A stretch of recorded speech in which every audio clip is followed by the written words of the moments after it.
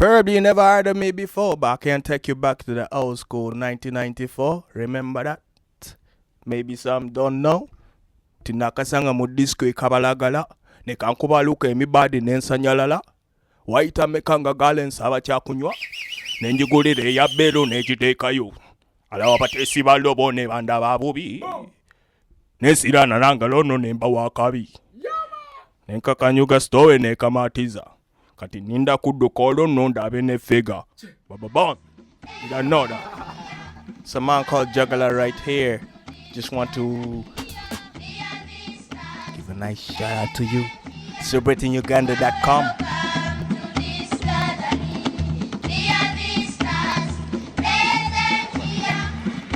Now, for those of you who are watching right now, we are talking about the history of Uganda. Very important to understand because you can never know where you're going until you understand your history.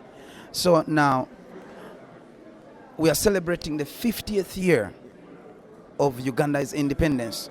Now, tell us, when was the first independence literally achieved by the Ugandans? It was achieved in 1962, on the 9th of October, the independence of Uganda.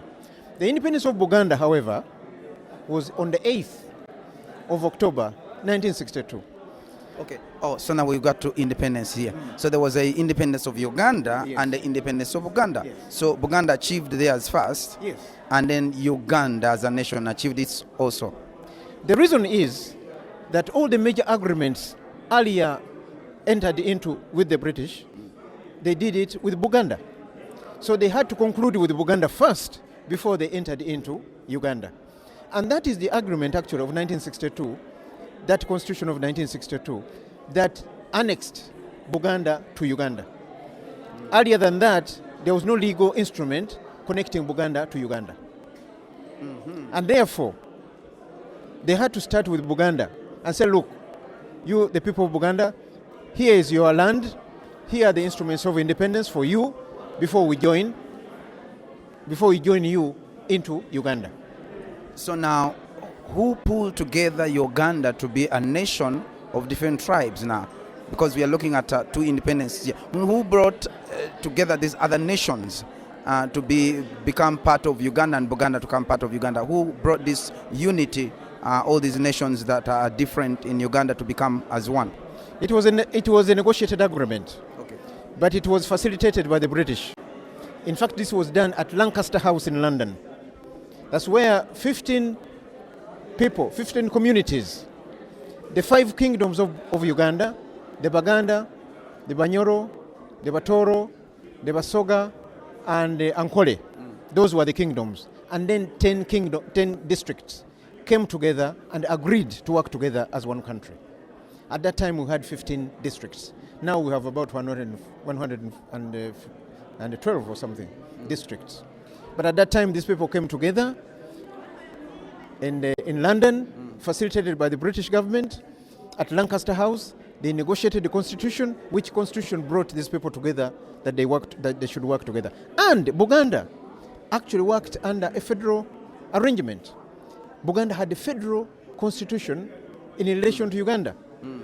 And the rest of the kingdoms had partial federation with Uganda. Then the 10 districts had unitary government with the central government. Wow. So now this working together, was it accomplished through this agreement that was made, or were we working together through trading or exchanging? Was there a working together before this, or this was accomplished then? There was working together of some sort, but the legal working together, was achieved in the 1962 constitution. But as we talk now, the federal arrangement that was negotiated by Buganda was of course abrogated in the 1966 abrogation of the constitution by Obote. And 1967 also confiscated all the properties of the Buganda Kingdom. So Obote was the one who dismantled the whole agreement which was made in Lancaster, where all these delegates sat together to bring the whole Uganda as a nation together. Absolutely. And it was Obote who literally destroyed that cabinet of delegates, and what happened now? He declared himself a president and he took over. President, and he sent Kabaka Mutesa in exile, and when he attacked his palace, Kabaka's palace, and Kabaka went into exile where he died in 1969. But this government, a series of governments, then came after him, after Obote.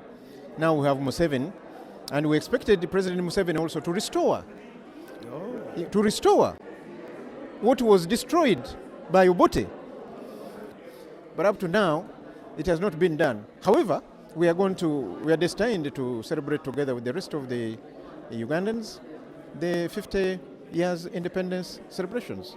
So now, right now, as we have gone into, there's so many things that is going on.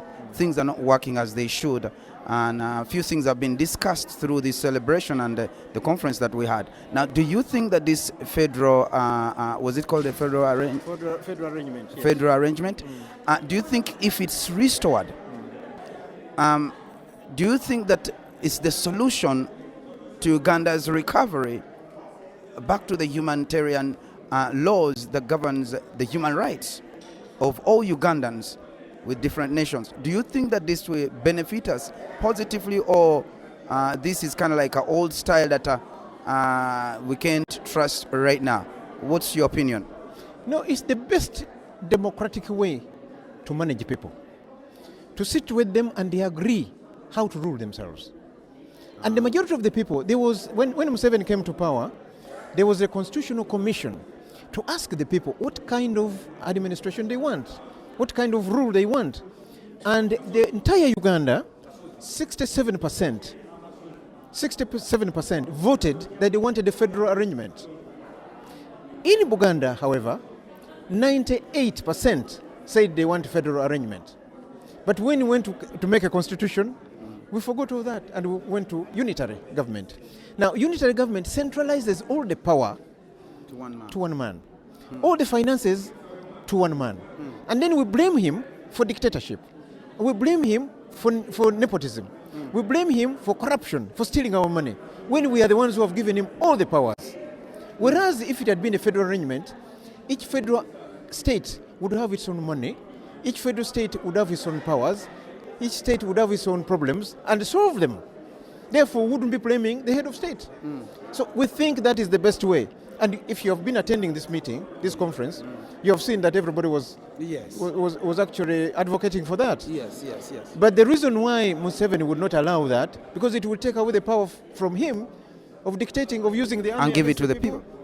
Of working against the people, and so on and so forth. Wow. This type of system, the federal arrangement, if it's accomplished, the power will come back to the people, literally. Each kingdom, as we had them, will be able to exercise its own power, even go to the extent of making its own money, you mean? Each district. Okay. Even each district, all the communities, people will sit together and agree how to manage themselves. This is what everybody is advocating for. Yes. We want to go back and sit on the table. Our national constitution now says that the power lies with the people. So we want the people to exercise that power the way they like. Now, does this go as far as even making their money notes, bills, money? Or there will be a type of a money system that governs all. But in federal constitutional arrangements, there are certain things that are done centrally. Okay. Like the issue of money. You've looked at America. It's a federal arrangement. But the money is national. The curriculum is national. The foreign policy is national. The national security is national. There are certain things that are national. But then there are those that are given to the regions, to the state to manage. Yes. Yeah.